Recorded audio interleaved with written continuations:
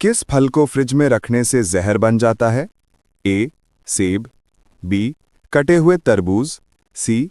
केला, डी. अनार।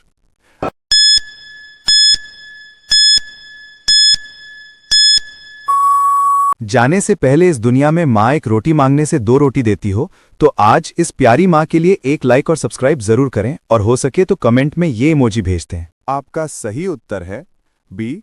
कटे हुए तरबूज।